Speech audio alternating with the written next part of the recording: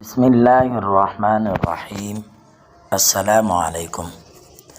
Safe Islamic teacher کی جانب سے آج پھر ایک نیو ویڈیو کے ساتھ آپ دوستوں کی خدمت میں حاضر ہوا ہوں۔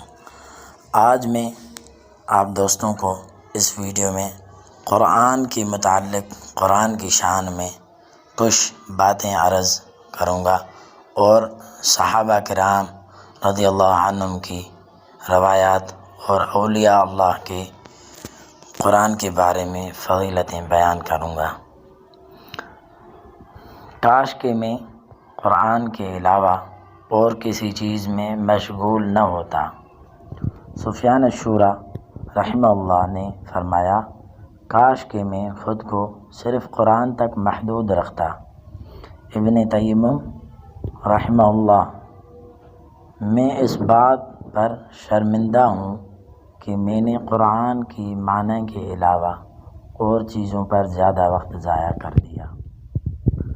سفیان ابن علیہ رحمہ اللہ، اللہ کی قسم یہ معاملہ اپنے اعلیٰ مقام کو اس وقت پہنچے گا جب اللہ تبارک و تعالی تمہیں ہر چیز سے بڑھ کر محبوب ہو جائے۔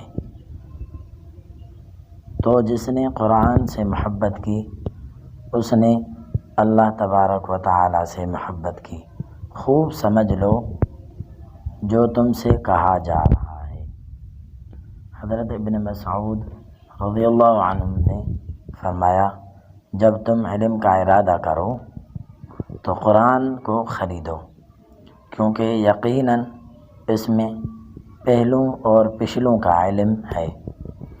حضرت ابو ہریرہ رضی اللہ عنہ نے فرمایا، بے شک وہ گھر جس میں قرآن پڑھا جاتا ہے وہ اپنے رہنے والوں کے لیے کشادہ ہو جاتا ہے، اس کے خیر میں برکت ہو جاتی ہے، بڑھ جاتی ہے، اس میں فرشتے آتے ہیں اور شیاطین نکل جاتے ہیں۔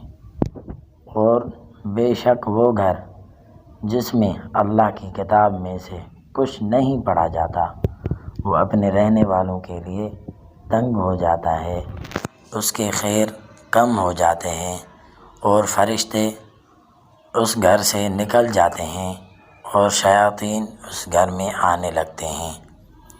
اس میں سے اعمش رحمہ اللہ علیہ کہتے ہیں، وہ چیز جس کے ساتھ اللہ نے مجھے بلند کیا وہ قرآن ہے۔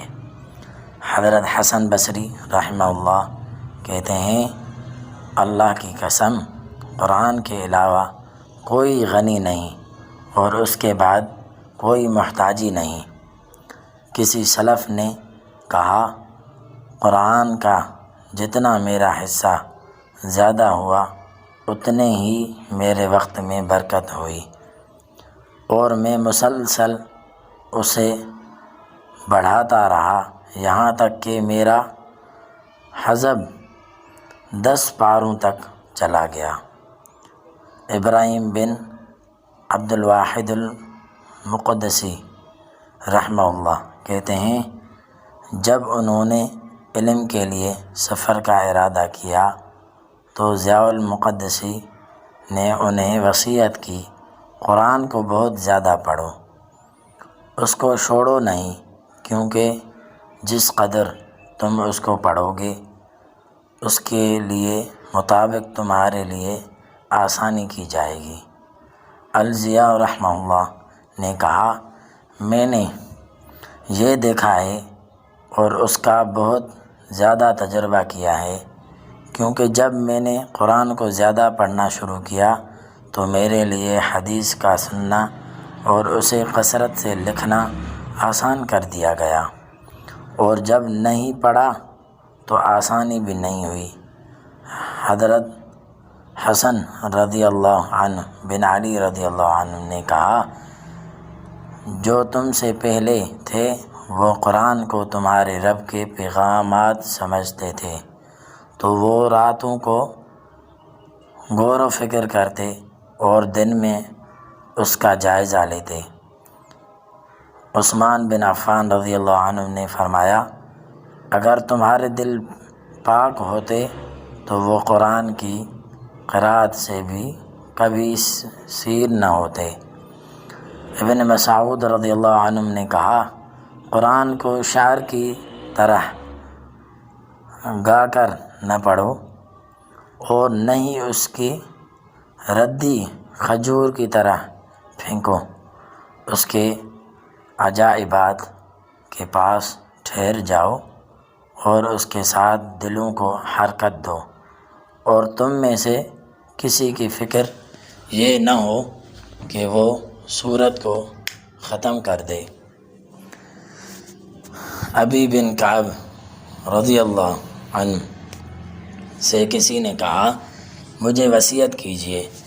انہوں نے کہا، اللہ کی کتاب کو اپنے سامنے رکھو اور اس کے حاکم ہونے پر راضی ہو جاؤ، پس بے شک یہ قرآن ہی وہی چیز ہے جس نے تمہارے بیچ تمہارے رسول کو خلافت دی، یہ وہ سفارشی ہے جس کی بات مانی جائے گی، وہ گواہ ہے جس پر الزام نہ لگایا جائے گا، اس میں تمہارا ذکر ہے اور ان کا ذکر جو تم سے پہلے تھے، فیصلہ کرنے والا جو تمہارے سامنے ہے اور خبر جو تمہارے بعد ہے۔ کعب الاحبار رضی اللہ عنہ نے کہا، تم پر قرآن واجب ہے کیونکہ اس میں عقل کی سمجھ، وہ جو حکمت کی روشنی اور علم کا سرچشمہ ہے، رحمان کی طرف سے آنے والی نئی کتاب ہے۔ کعب احبار رضی اللہ عنہ نے کہا، السابقون السابقون وہ اہل القرآن ہیں۔ ذوالنون مصری رحمہ اللہ نے سے پوچھا گیا، اللہ کے ساتھ انس کیا ہے، کیا ہے؟ کہا، علم اور قرآن۔ حسن بصری رحمہ اللہ نے کہا، حلاوت کو 3 چیزوں میں تلاش کرو، نماز میں، قرآن اور ذکر میں، پھر جب تم اس کو پالو گے پس چل پڑو اور خوش ہو جاؤ، پھر اگر تم نہ پاؤ یہ مٹھاس تو جان لو کہ تمہارے دروازہ بند ہے۔ قتادہ رحمہ اللہ نے کہا، اپنے دلوں کو اس کے ساتھ آباد کرو اور اپنے گھروں کو بھی یعنی قرآن کے ساتھ آباد کرو۔ ابن مسعود رضی اللہ عنہ نے فرمایا، یقیناً یہ دل سمیٹنے والے ہیں، تو تم ان کو قرآن کے ساتھ مشغول کرو اور اس کے علاوہ کسی اور کے ساتھ نہیں۔ عبداللہ بن عمر رضی اللہ عنہ نے فرمایا، تم پر قرآن واجب ہے، پس اسے سیکھو اور اپنے بیٹوں کو سکھاؤ، بس بے شک تم سے اس کے بارے میں سوال ہوگا اور اسے کے ساتھ تمہیں بدلہ دیا جائے گا، اور یہ ہی نصیحت کرنے کے لیے کافی ہے اس کو جو عقل رکھتا ہے۔ ابن قیم رحمہ اللہ نے فرمایا، جب تم اس بات کا ارادہ کرو کہ تم یہ جانو کہ تمہارے پاس اور دوسروں کے پاس اللہ کی محبت میں سے کیا ہے، تو اپنے دل میں قرآن سے محبت کو دیکھ لو۔ بس یہ آج کی ویڈیو تھی جس میں میں نے حضرات صحابہ کرام رضی اللہ عنہم کی روایات اور اللہ والوں کی روایات میں نے آپ دوستوں کو سنائی۔ تو آج کی ویڈیو میں بس اتنا ہی تھا۔ اگر آپ کو ویڈیو پسند آئی ہے تو میرے چینل کو سبسکرائب کریں اور اپنے دوستوں تک بھی یہ شیئر کر دیں تاکہ وہ بھی اس عمل سے فائدہ اٹھا سکیں۔ جزاک اللہ خیرہ۔